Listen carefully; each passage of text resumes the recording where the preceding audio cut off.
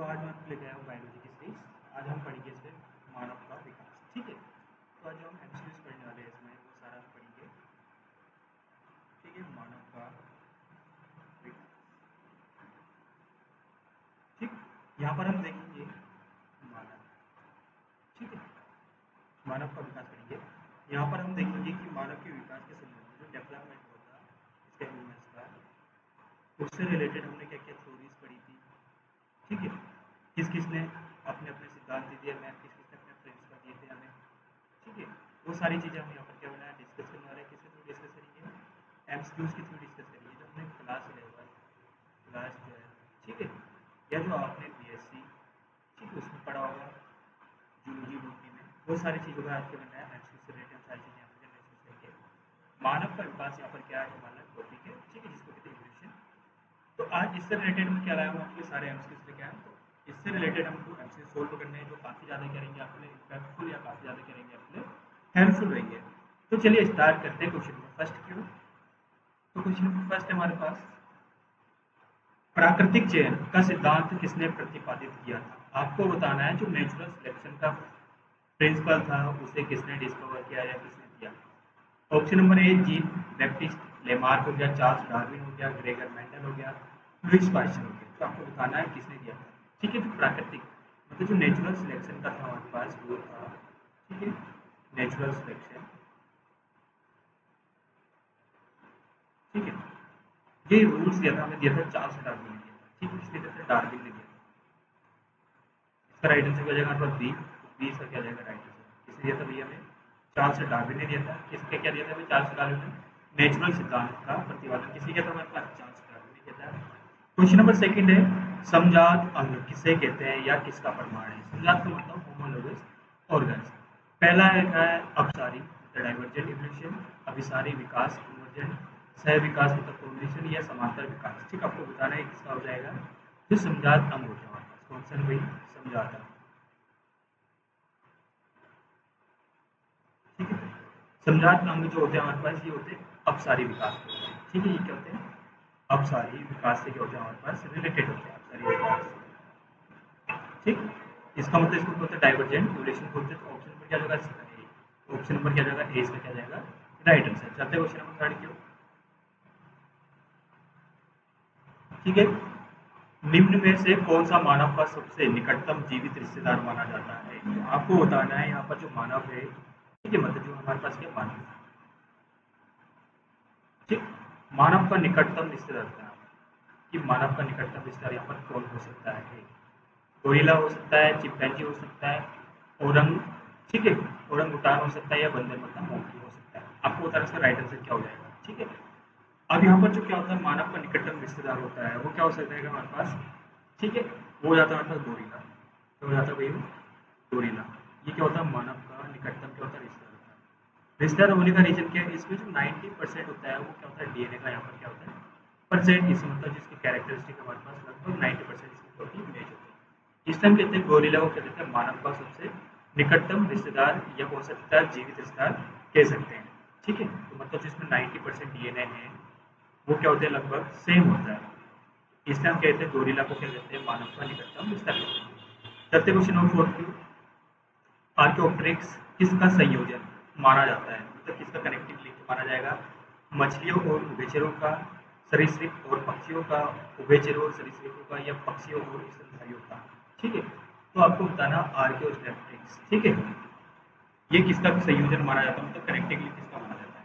Right answer हो जाएगा हमारे पास सरीसृप और पक्षियों का। तो ऑप्शन नंबर बी क्या हो जाएगा इसका राइट आंसर जाएगा जो हमारे पास कहता है आर्कियोप्टेरिक्स।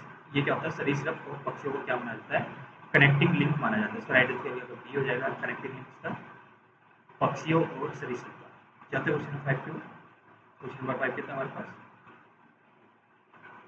विकास के संदर्भ में उत्परिवर्तन ठीक का क्या महत्व है? आपको बताना जो यहाँ पे डेवलपमेंट होता है वुमेन का उसके संबंध में उत्परिवर्तन क्या बताता है। यह नई प्रजातियों के निर्माण को रोकता है, मतलब जो नई प्रजाति होने उसको रोक रहा है। दूसरा यह अनुवांशिक विविधता का स्रोत होता है, यह केवल हानिकारक होता है या इसका विकास पर कोई प्रभाव नहीं पड़ता है। ठीक है, जिसका राइट आंसर हो जाएगा हमारे पास बी। ये क्या होता है अनुवांशिक विविधता का क्या होता है स्रोत होता है। ये प्रकार के क्या होता है हमारे पास स्रोत होता है, तो उसका राइट आंसर हो जाएगा हमारे पास बी। ठीक है, क्वेश्चन नंबर 6 को चलते हैं। औद्योगिक मेलिनवाद, ठीक है, इंडस्ट्रियल मेलिनिज्म किस जीव में देखा गया था? तितली, काली मिर्च का मोर, ड्रोसोफिला मतलब फल मक्खी या घरेलू मुर्गी। ठीक है, आपको बताना है इसमें जो औद्योगिक मेलिनवाद था ये किस जीव में देखा गया था। तो ये क्या था हमारे पास, ऑप्शन पर बी हो जाएगा, ये काली मिर्च का मोर। ठीक है, यहाँ पर लिखा हमने पेपर्ड मोर, ठीक है, बिस्टोन बिटुले। इसका राइट आंसर होगा बी। ये क्या था, ये किसमें देखा गया था हमारे पास, काली मिर्च का मोर। ठीक है, औद्योगिक मेलिनवाद, इसका राइट आंसर हो जाएगा B. B is the right answer. चलते क्वेश्चन नंबर 7 के। डार्विन के फिंच किस द्वीप से समूह ठीक संबंधित होगा? अब बताना आपको, जो डार्विन का फिंच होता है किस द्वीप समूह से संबंधित था? अंडमान निकोबार, ठीक है, या गोलापागोस द्वीप समूह, या हवाई द्वीप समूह, या मालदीव। आपको बताना है इसका राइट आंसर क्या हो जाएगा। ठीक है, तो आपको बताना है डार्विन का फिंच ये किस द्वीप समूह से संबंधित था? अंडमान निकोबार, या गोलापागोस, या हवाई द्वीप समूह, या मालदीव। ठीक है, इसका जो राइट आंसर जाएगा, जो क्या था डार्विन का फिंच था, ये हमारे पास था गोलापागोस। ठीक है, ये क्या था भैया, गोलापागोस से क्या था, संबंधित था। तो डार्विन का फिंच, ऑप्शन पर क्या जाएगा आपका बी। तो बी इसका क्या जाएगा राइट आंसर। चलते क्वेश्चन नंबर 8 को। जीवन की उत्पत्ति मतलब ऑर्गेनिज्म ऑफ लाइफ के संबंध में रासायनिक विकास केमिकल इवोल्यूशन का सिद्धांत किसने दिया था? आपको बताना जो जीवन की उत्पत्ति थी उसके संबंध में ये क्या दिया था हमारे पास, केमिकल विकास मतलब रासायनिक विकास का सिद्धांत किसने दिया था? मिलर और यूरे ने, या ओपेरिन और हाल्डेन ने, लुईस पास्चर ने, या चार्ल्स डार्विन ने। ठीक है, जो जीवन की उत्पत्ति है हमारे पास, इसका जो क्या था हमारे पास विकास, कौन सा विकास, रासायनिक विकास। आपको बताने किसकी बात कर रहा है, रासायनिक विकास की बात कर रहा है। तो इसका सिद्धांत था यह हमें देता ओपेरिन, ठीक है, ओपेरिन, और दूसरा क्या हमारे पास हाल्डेन ने। ये इन दोनों ने मिलकर क्या था प्रतिपादित किया था। इसका राइट आंसर हो जाएगा बी। ये क्या हो जाएगा, इसका राइट आंसर बी हो जाएगा। चलते क्वेश्चन नंबर 9 की ओर। अवशेषी अंग किसका प्रमाण होता है? अब आपको बताना जो अवशेषी अंग होता है वो किसका प्रमाण होता है? अभिसारी विकास हो सकता है, या अपसारी विकास होगा, या विकास संबंध होगा, या सह विकास होगा। बात किसकी कर रही है, अवशेषी अंग। अवशेषी अंग जो होता है हमारे पास विकासवादी क्या होता है, संबंध से रिलेटेड होता है, या उसका क्या होता है, परिणाम होता है। तो उसका राइट आंसर हो जाएगा हमारे पास विकासवादी, विकासवादी, ठीक है, संबंध। ठीक है, तो राइट आंसर क्या हो जाएगा हमारे पास, अवशेषी अंग क्या होते हैं भैया हमारे पास, अवशेषी अंग। ठीक, तो ये किससे किसके प्रमाण होंगे हमारे पास, विकासवादी अंग। तो ऑप्शन पर क्या जाएगा, सी इसका क्या जाएगा राइट आंसर। चलते क्वेश्चन नंबर 10 की ओर। आधुनिक मानव का वैज्ञानिक नाम है। आपको बताना जो हमारे पास क्या है, मानव है उसका आधुनिक वैज्ञानिक नाम क्या होगा।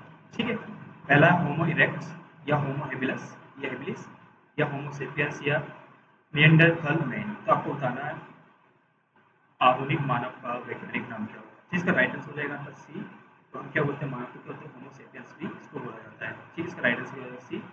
तो मानव का जो हमारे पास क्या है, मानव का आधुनिक नाम है। ठीक, क्या हो जाएगा इसका आधुनिक नाम, होमो सेपियंस। ठीक, ये लिखा ऑप्शन नंबर सी, होमो सेपियंस। तो इसका राइट आंसर सी हो जाएगा। चलते क्वेश्चन ले लो क्यों। उपार्जित लक्षणों की वंशागति, ठीक है, का सिद्धांत किसने दिया था? चार्ल्स डार्विन ने, ग्रेगर मेंडल ने, या जेन बैप्टिस्ट लेमार्क, या अल्फ्रेड रसेल वालेस। आपको बताना इनहेरिटेंस को एक्वायर्ड कैरेक्टर आपने क्लास 9 या क्लास 10 में पढ़ा होगा। ठीक है, ग्रेगर जॉन मेंडल क्लास 10 में पढ़ा होगा आपने, ग्रेगर जॉन मेंडल के बारे में। ग्रेगर जॉन मेंडल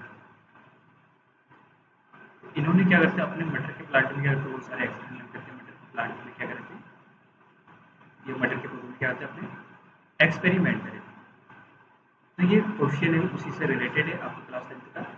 आपको बताना है कि इसमें क्या दिया, तो इसका राइट आंसर हो जाएगा हमारे पास।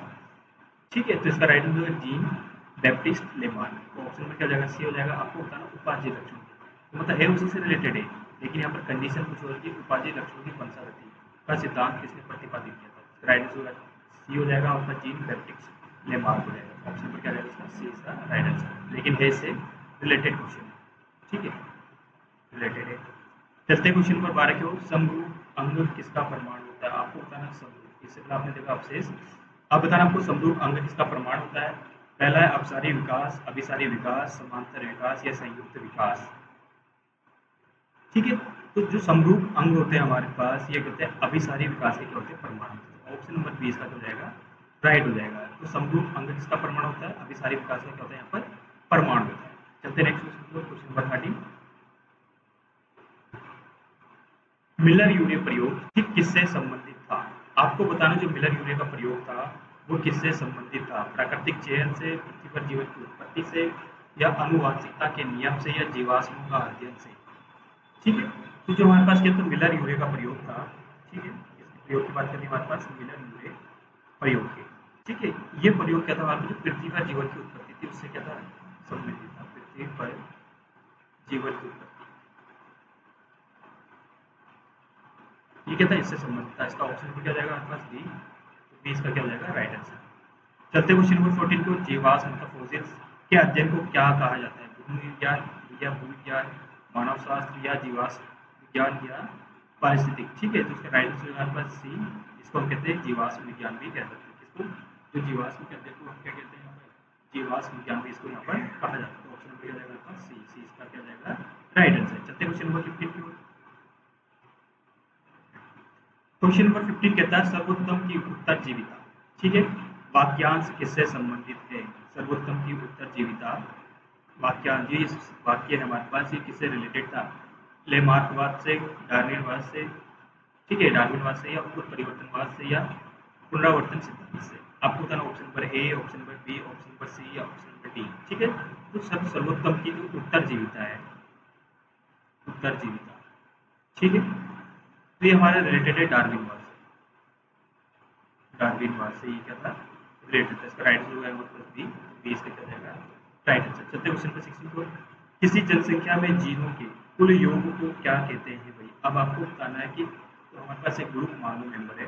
ठीक है, ये हमारे पास कुछ मेंबर है, तो इसमें जो हमारे पास क्या होगा, कुल योग होगा। कुल योग किसका योग की बात कर रहे हैं, जीनों की।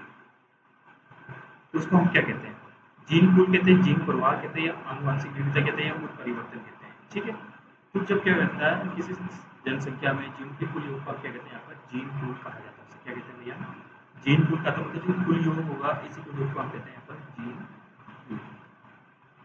ठीक है, तो ऑप्शन नंबर क्या जाएगा इसका ए, राइट आंसर। चलते क्वेश्चन नंबर 17 की ओर। क्वेश्चन नंबर 17 कहता है हमारे पास, आधुनिक संश्लेषित विकास सिद्धांत किन सिद्धांतों का संयोजन है। अब जो क्या आधुनिक जो हमारे पास संश्लेषित विकास का सिद्धांत है वो किस सिद्धांतों का संयोजन है, किस सिद्धांतों से कॉम्बिनेशन है, केवल डार्विनवाद का है, या केवल लेखमार्कवाद, या डार्विनवाद और मेंडलवाद, या उत्परिवर्तनवाद, या लेखमार्कवाद। ठीक है, आपको बताना है ये ऑप्शन नंबर क्या हो जाएगा, option number A, option number B, option number C. ठीक, तो बात किसकी कर रहा है, आधुनिक संश्लेषित की बात कर रहा है। ठीक है, आधुनिक संश्लेषित की बात कर रहा है। ठीक, अब जिनका सिद्धांत है वो क्या, तो दो लोगों से मिलकर बना है। पहला किससे मिलकर बना है, डार्विनवाद से मिलकर बना है। ठीक है, और दूसरा है मेंडलवाद से मिलकर बना है। तो मतलब ये दोनों प्लस इसमें क्या जाएंगे, कंबाइन हो जाएंगे। तो उसका राइट आंसर हो जाएगा हमारे पास ऑप्शन नंबर सी, सी इसका क्या जाएगा, राइट। तो आधुनिक जो संस्कृत का विकास है वो डार्विनवाद और मेंडलवाद से मिलकर बना हुआ है, तो इसका राइट आंसर हो जाएगा हमारे पास सी, सी इसका क्या जाएगा, राइट आंसर। चलते हैं क्वेश्चन नंबर 18 की ओर। मनुष्य की उत्पत्ति और यौन चयन, ठीक है, नामक पुस्तक किसने लिखी। आपको बताना है मनुष्य की उत्पत्ति और यौन चयन नामक पुस्तक किसने लिखी थी, Alfred Russel Wallace, Charles Darwin, Ernest Haeckel, या थॉमस माल्थस। आपको बताना है किसने लिखा था। ठीक है, तो जो मनुष्य की उत्पत्ति यौन चयन, ठीक है, अब यहाँ पर जो मनुष्य की उत्पत्ति यौन चयन है, उत्पत्ति यौन चयन। ठीक, अब ये जो पुस्तक है हमारे पास, ये पुस्तक किसने लिखी थी, हमारे पास चार्ल्स डार्विन ने लिखी। ठीक, चार्ल्स डार्विन। ऑप्शन नंबर कहाँ पर दिख रहा है आपको, ऑप्शन नंबर क्या जाएगा, 20 में क्या जाएगा, राइट आंसर जाएगा। चलते क्वेश्चन नंबर 19 की ओर। किस प्रक्रिया के कारण एक ही प्रजाति के सदस्यों के बीच भिन्नता उत्पन्न होती है। आपको बताना है कि ऐसी क्या प्रोसेस है जिसके कारण एक ही प्रजाति की जो सदस्य होंगे उनके बीच में क्या होती है, वेरिएशन या भिन्नता उत्पन्न होती है। केवल प्राकृतिक चयन से, केवल उत्परिवर्तन से, या उत्परिवर्तन और लैंगिक प्रजनन, या केवल भौगोलिक अलगाव से। आपको बताना है इसमें तो ऐसा क्या हो सकता है कि जिसके कारण एक ही प्रकार की जो प्रजाति होती है उनमें क्या होती है, भिन्नता। तो भिन्नता होने का रीजन क्या है, उत्परिवर्तन और लैंगिक प्रजनन। ऑप्शन नंबर क्या हो जाएगा इसका सी। तो यहाँ पर क्या होता है, जो भिन्नता उत्पन्न होगी वो भिन्नता किसके कारण उत्पन्न होगी भाई, सेक्सुअल रिप्रोडक्शन के कारण। इसमें भी आपके 2 टाइप्स होते हैं। ठीक है, वो कंडीशनल के। तो यहाँ पर जो राइट आंसर हो जाएगा हमारे पास उत्परिवर्तन और लैंगिक प्रजनन, इसका क्या जाएगा, राइट आंसर जाएगा। चलते क्वेश्चन नंबर 20 की ओर, जो हमारा लास्ट क्वेश्चन होगा सीरीज का। निम्न में से कौन सा मानव विकास का सबसे पुराना ज्ञात पूर्वज है? आपको बताना है इसमें से कौन सा मानव विकास का सबसे पुराना, ठीक ठीक है। इसमें सबसे पुराना कौन सा ज्ञात पूर्वज होगा जो सबसे पहले सीधा चलना शुरू किया, जिसमें सबसे पहले सीधा होमोसेपियंस, निएंडरथल मैन, या ऑस्ट्रेलोपिथेकस फिथेकस, या होमो इरेक्टस? आपको बताना, राइट आंसर किया जाएगा। इसका राइट आंसर जाएगा सी। सी इसका क्या जाएगा आपके पास राइट आंसर ये, ठीक है। तो यहाँ से हमारे 20 क्वेश्चन थे। आपसे मिलते हैं नेक्स्ट सीरीज के साथ, तब तक के बाय बाय, टेक केयर।